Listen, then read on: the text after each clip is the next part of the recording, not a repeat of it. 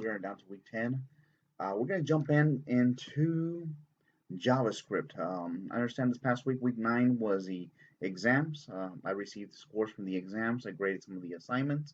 And those of you that are in good standing, I applaud you guys. I'll be doing the Starfish reviews very soon, and I have high marks on those of you been turning in the assignments and being completing the exams all in record times and stuff like that. So we're gonna go ahead and today we're gonna go ahead and start the discussion regarding JavaScript. Um, it's the nitty gritty part of the programming. Most of everything that we've been working on so far, HTML and CSS, is mostly the front end, what people see. Now we're starting to work into the logic of our programming, um, the actual scripts. So that's why it's called JavaScript. So we're gonna go ahead and dive right in. This week's lessons are lesson 19 and lesson 20. I'm just gonna give you guys an overview of what to look for and what you need to absorb or take in. I will start including additional readings from W3 schools simply because it simplifies. If you have any questions regarding something that's not explained correctly on the book, there is a forum which breaks down everything in W3 that I feel will be very useful. So I'll be incorporating some of the readings from W3, and I believe I also found a solution through CodePen that you might want to start using. That way you can create your JavaScript and test it and in the front before even plugging it in. All right, so we're gonna go ahead and dive right into lesson 19, and let me pick up my agenda. Okay, our video lecture we talked about. We're gonna talk about the differences between the there's two types of scripting. Go ahead and forward this.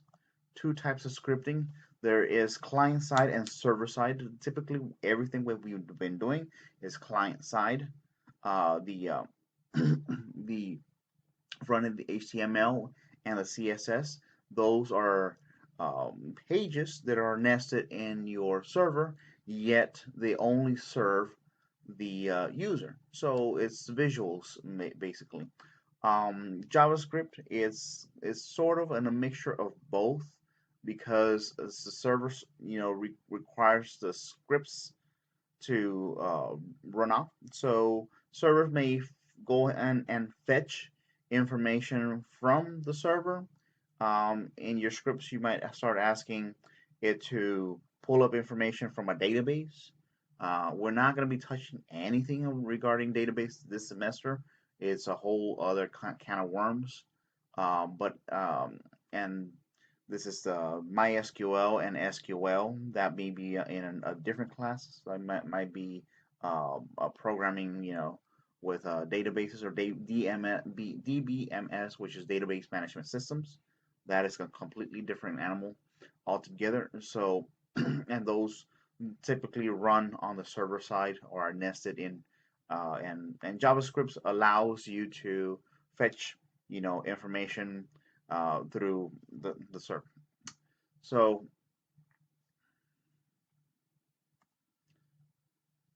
what we already had talked about is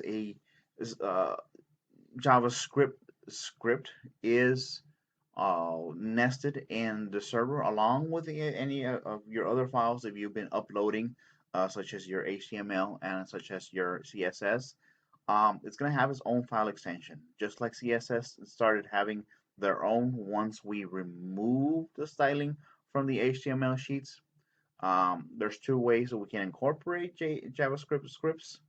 Inline is including the word script in a tag, just like it mentions here, and a tag pair, or completely different script, but you must be able to reference it back to the location where you're going to be nesting it. So we're going to be working with a little bit of both. just so that you guys can get the hang of it. This time around, this week on your lab assignment, I'm gonna be a little bit different. But I did work out some lab assignments that um, from what we've been working on and for your projects, and I'm gonna do little by little, but I'm gonna try to incorporate some of those and hopefully not make them too long, and be able to complete those assignments on a promptly on a weekly basis. I do not want you guys to feel discouraged in any way. I will take baby steps this and next week, and then we're gonna go ahead and full-fledged start doing JavaScript and and creating, a little bit more intense programming, functions and elements and stuff like that. So let's go ahead and continue. Um, Basically, the difference between JavaScript and HTML is, of course, creating functions, creating methods. This we'll talk about, but particularly you request for creation of logic, meaning uh, this right here is part of the logic within your JavaScript, and this is actual JavaScript coding. So we're going to go ahead and take in W3 schools because it's a little bit easier for me just to explain. And I'm going to include these links. So you can go ahead and you can start from the very top, JavaScript, and this can give you a brief rundown of each of the terminologies. None of this part here is gonna be on your quiz. I'll do I'll take a debate whether I will require a quiz for this upcoming week. You know what? Let's not. Okay, I will omit the quiz for this week, but I will include the homework assignments for this week. So I'll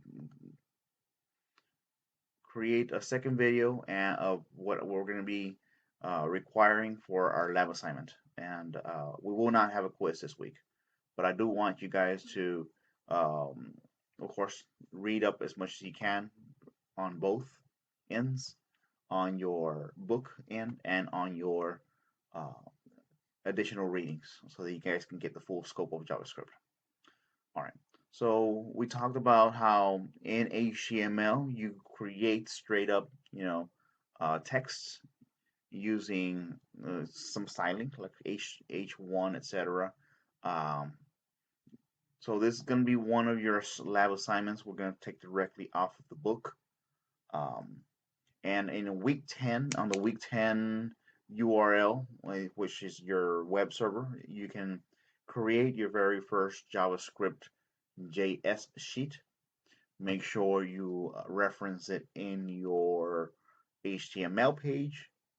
And if I don't believe you'll be able to need to create a new CSS, it's just plain text what we will be working on. So that was it.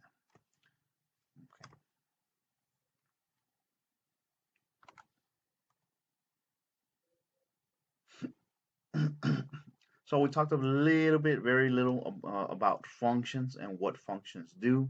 It is literally a block of text or a block of code that creates a particular task. When you ask it to do something, you call up what we call a function, and it'll set certain motions into effect once you call it.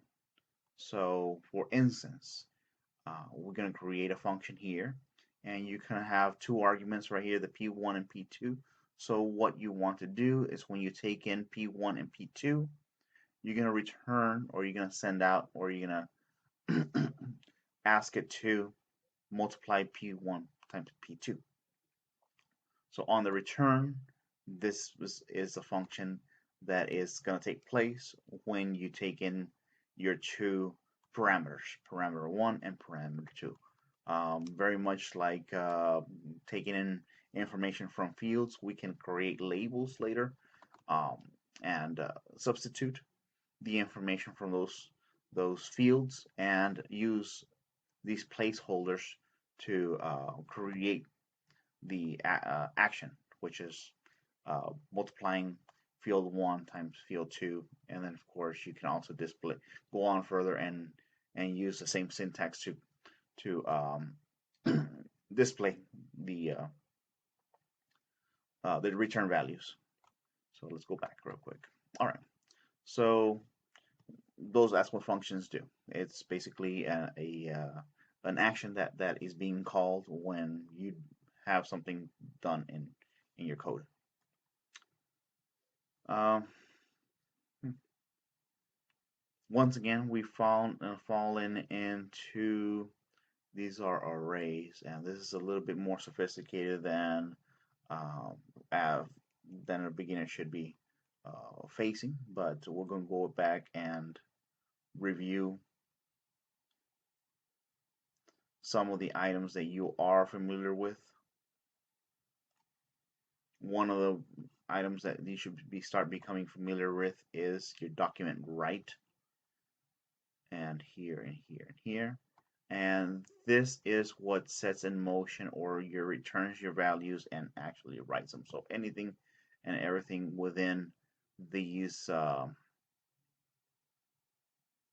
using this code means that it's going to display whatever is on your parameters.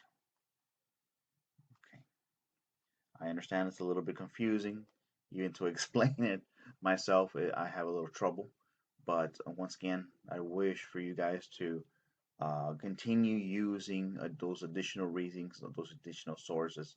And for this time around, I will ask you to follow along the videos and follow along the book to create those the lab assignments, which are the homework aspects of the book. Okay.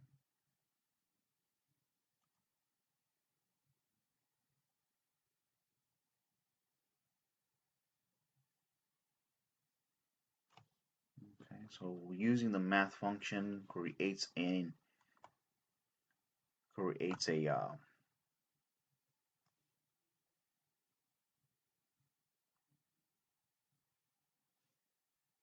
creates an equation. Apologies for that. Took a little bit long. Okay, so this is the second one of the homeworks that is explained a little bit further in the book. Also, it's just to retrieve information what you just read in this particular line of code. We can, instead of having an array of many quotes, you can just concentrate on having one quote. So you can omit this, and we'll follow something that I can introduce in the additional ratings aspect of the W3 schools.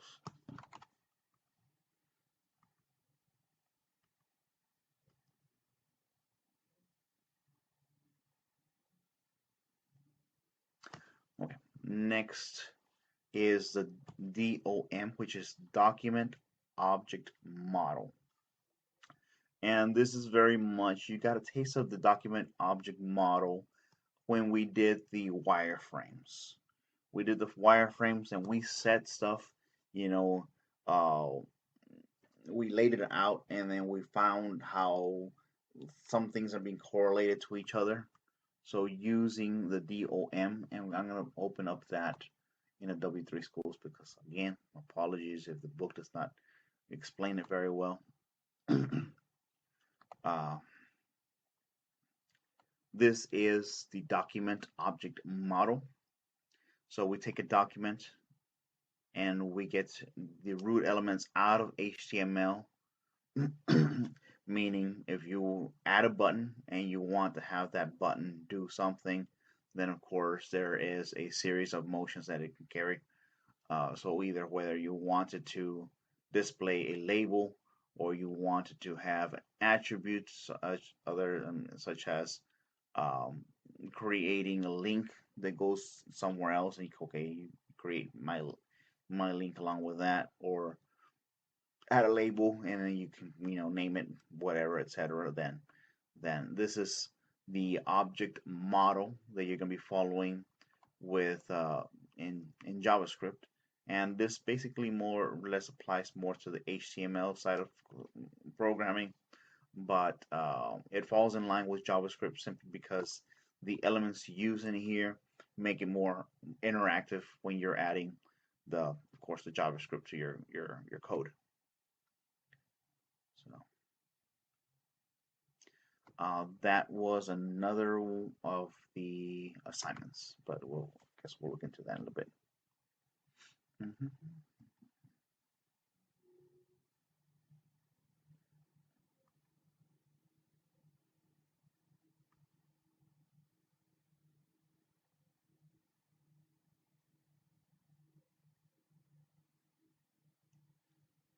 Swapping images. I think that is also part of the sample homeworks. So I do require for you guys to read up on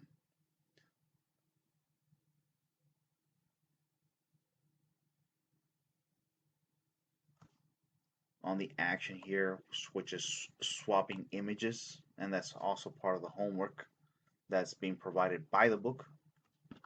So I shouldn't have to explain too much or take up much of the time. Um, there's a lot of information, like I said, on W3 again regarding how to swap images.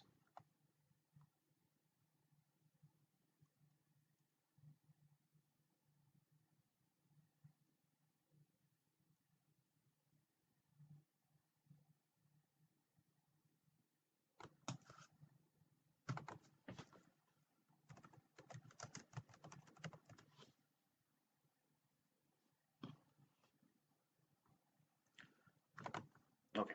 Well, apologies if I couldn't get that information readily available, but there is a section in W3 schools that actually even gives you the code for uh, selecting or creating a function that has a listener, which is an action that we call also a function. Um, an action that we call on click is either you click on the photo itself and use that as a button, or actually create a button and tie in a function to swap in from one image to another. And if you follow the book on this one, it'll allow you to create the function for that.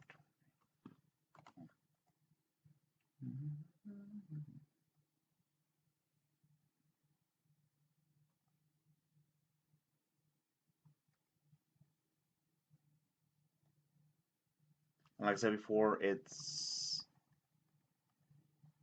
JavaScript requires a little bit of memorization in the sense that uh, you can you're gonna need to have a little bit of elevated understanding of programming, and I understand that you guys are beginners at this, and some of you guys have absolutely no experience with coding prior to this class. Um, and that's one of the reasons why it's becoming a little bit difficult for me uh, to explain some of these fundamentals. Nevertheless, um, uh, I do ask that you guys still continually to have issues uh, understanding some concepts. Do feel free to reach out. I do have my office hours on Mondays between 6 and 7. If you happen to need additional information or more resources, of course, you can contact me, and then I'll either prescribe to have a tutor available for y'all, or of course, if I can direct you to the the correct resources, or find additional information on the subject, then please feel free to reach out. Okay. The lesson 20 is also a little bit of intense. We're not going to do any JSON but there are some items that you need to be familiar with. So it's just like saying what I'm talking about is the syntax rules.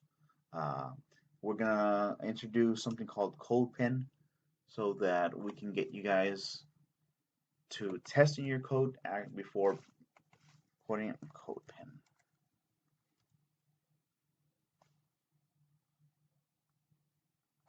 And it's free. CodePen is free.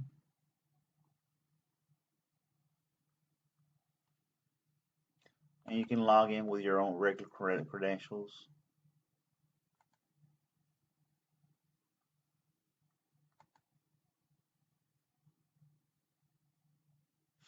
All right. Um, I believe before we continue with JavaScript programming, I did want to show you something called CodePen. Um, this is a very easy and basic programming IDE environment that allows you to integrate and test your flow of your documents scripting.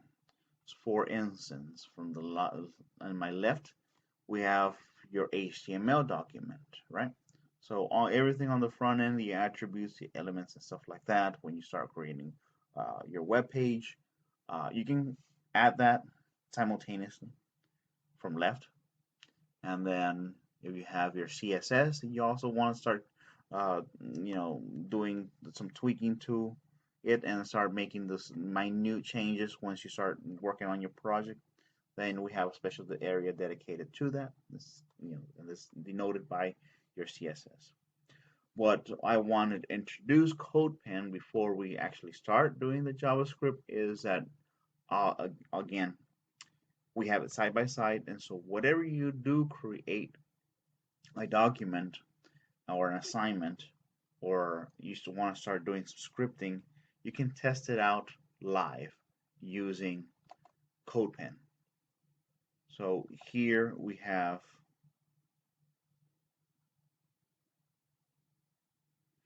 some text that I started working on, and this is very random, I understand. So, but for the fact that you will see these objects created simultaneously.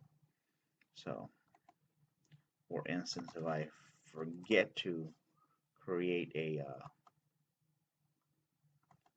to insert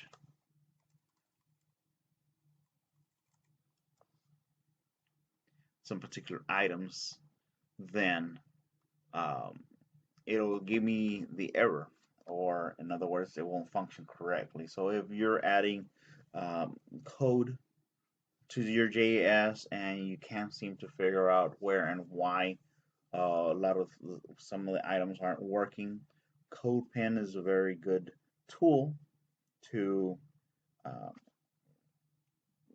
continually add to your code and test it simultaneously.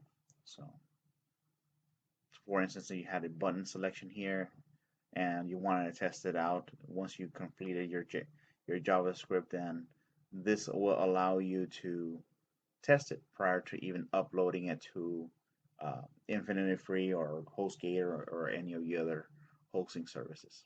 And I just thought I wanted to bring that up even before we get started with the program. I will include that link, codepin.io, and it's completely free to test out. Okay, so there's some items that you must create, and there's some items that are prefabbed. Prefab meaning they'll run off the internet, or they'll run off whatever HTML uh, repositories on the World Wide Web. But what I mean by that is there's some particular items such as the now. If you want to incorporate, like let's say you want to have a clock in your text or in your project or in your code, there is such a thing as the now functions.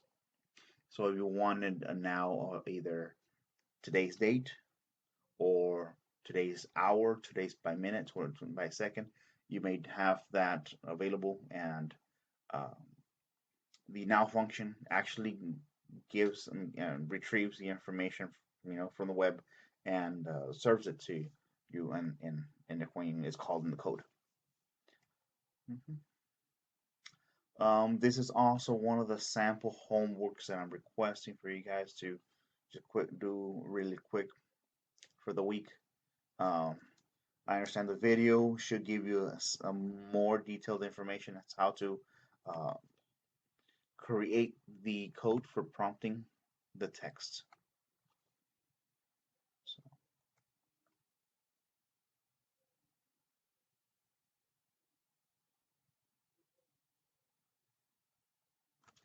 we mentioned the document right. It's very much like your hello world when you add you want to display text. So that is a very you're gonna see that a lot. Very famous, in other words. Sorry.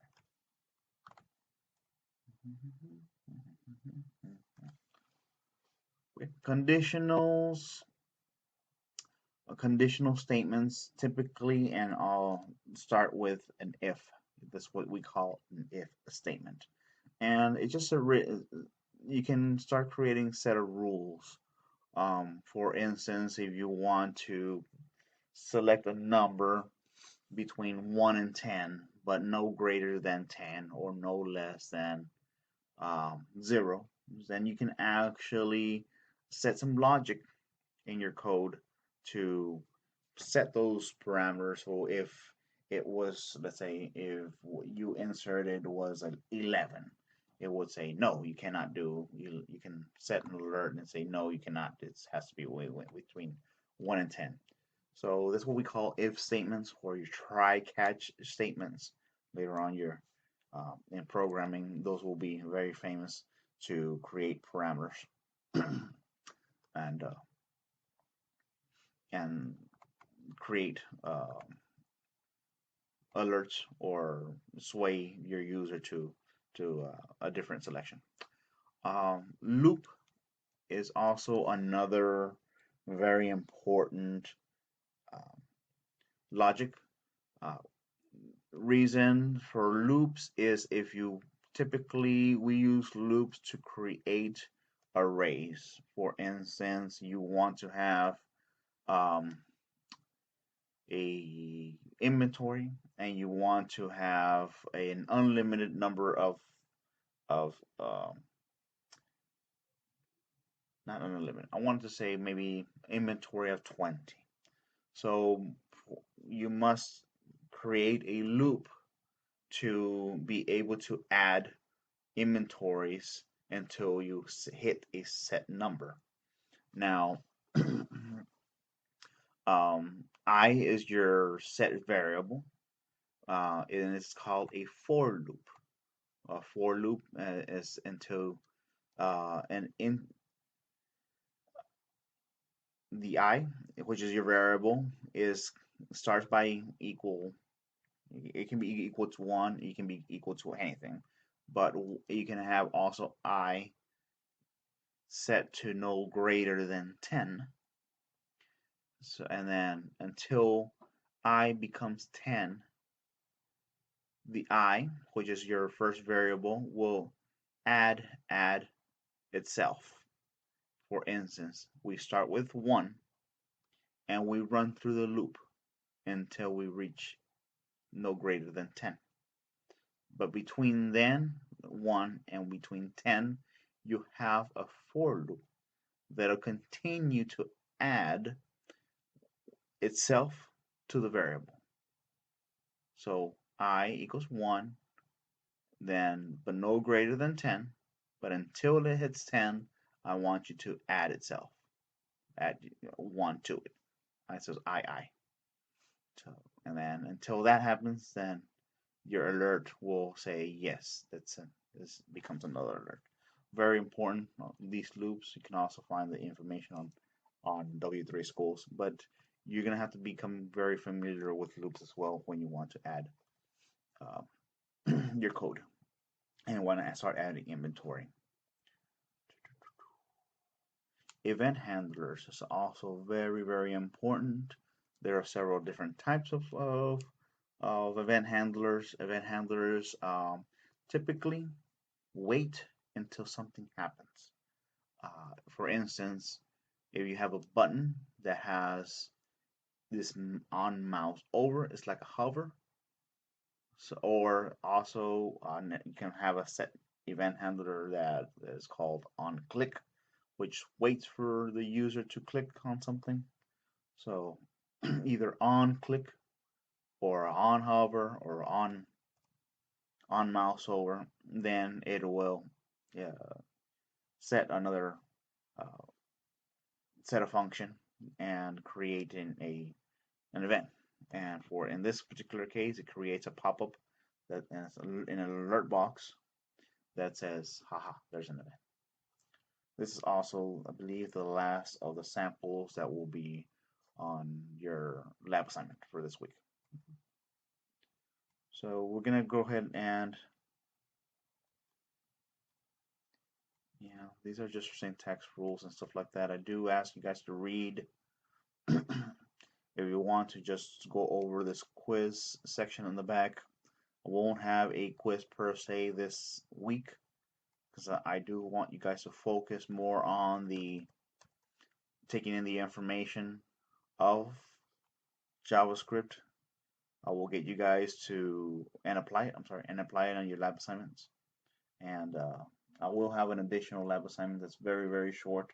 I want to introduce you guys so that we can keep on par and have you guys filled in on the requirements for your upcoming project.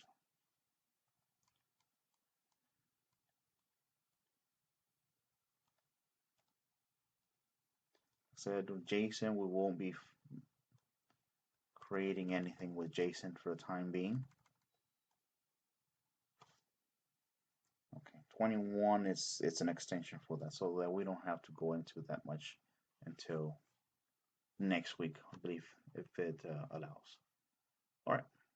So once again, if you have any questions regarding the lab assignments themselves, um, like I said, I will be adding additional readings onto your there you go onto your Blackboard syllabus items for the week.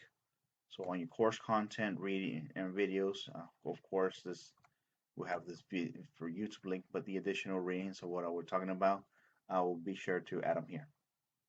Um, all right. So next video we'll create just going over once again our lab assignment and um, a small programming assignment that I have for you guys.